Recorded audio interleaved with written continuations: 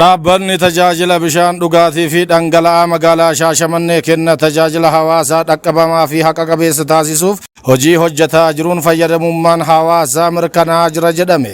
Magaalaa Shaashamanneetti fooramii waliinii miseensota mana marii fi hojjettoota dhaabbata tajaajila bishaan dhugaatii fi dhangala'aa magaalichaa gaggeeffame.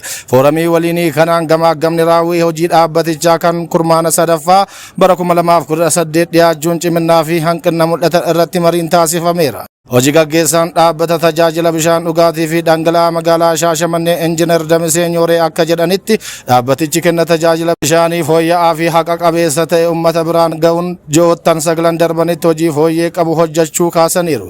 Dhaabbatichi dameelee tajaajilaa 8 banuun hawaasni dhiyeenyatti tajaajila argataa jiraachuu ibsuun hawaasa aanaalee baadiyyaa irraa magaalatti makaman bishaan qulqulluu obaasuu fi qaamolee dhimmi ilaallatu waliin qindoominaan kan hojjetamu ta'us eeraniiru. Qabeenyi dhaabbatichaa qabeenya hawaasaa ta'uu himuun hawaasnis piroojeektota bishaanii, ujummoo sarara bishaanii fi kanneen biroo akka hin miidhamne kunuunsuu akka qabanis ibsaniiru.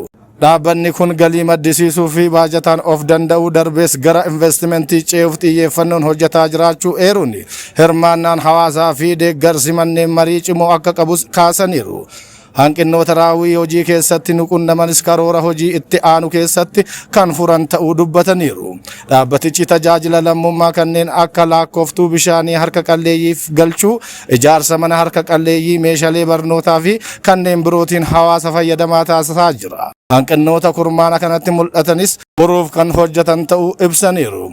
Afyaa'ii itti aantuun mana marii magaalaa Shaashamannee Aadde Xaayituu Xigguu ergaa dabarsaniin fooramii waliinii kun kurmaana kanaan kan gaggeeffamuu fi raawwii hojii dhaabbatichaa akka fooyya'aa deemuufis gumaacha taasisaa jiraachuu himani. Hojii dhaabbatichi hojjetaa jirus fayyadamummaa hawaasaa mirkanaa'aa jiraachuu fi kan abdii namatti horu ta'uu eeraniiru. Hojjettoonni dhaabbatichaas miira tajaajiltummaa gonfachuu fi namuusa iddoo hojii kabajuun kenna tajaajila hawaasaa fooyya'aa gochuuf sochiin jiru kan jajjabeeffamuu qabu ta'uu ibsaniiru. Hanqinoota raawwii hojii keessatti dhaabbaticha mudatu furuufis qophaa'ummaan hooggansaa fi maaneejmentii dhaabbata jijjiirama qabatamaa fidaa jiraachuu kaasanii bakka bishaan dhugaatii hin geennes gahuun hawaasa keenya fayyadamaa taasisuuf xiyyeeffannoon hojjetamuu akka qabu dhaamaniiru. Manneen marii aanaalee magaalaa hawaasatti dhiyaachuun rakkoo fi hanqinoota gama bishaaniitiin jiru adda baasuun dhaabbatichaaf eeruu kennuu fi hirmaannaa hawaasaatiin dabaluun raawwiin dhaabbatichaa akka sadarkaa olaanaatti ce'u gahee isaanii akka baatan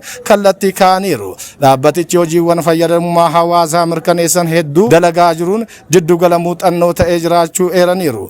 Rakkoolee kenna tajaajilaan wal qabatanii mul'atanis fooyyessuu fi hirmaannaa uummataa cimsuun hojiiwwan hedduun hojjetamaa jiraachuu eeraniiru. Qindoomina keessaa fi alaa cimsuun hirmaannaa hawaasaatiin dabaluun hojii aantummaa hawaasaa fi fakkeenyummaa qabu hojjechuun fayyadamummaan hawaasaa mirkanaa'aa jiraachuu miseensonni mana marichaa yaada kaasaniin ibsaniiru.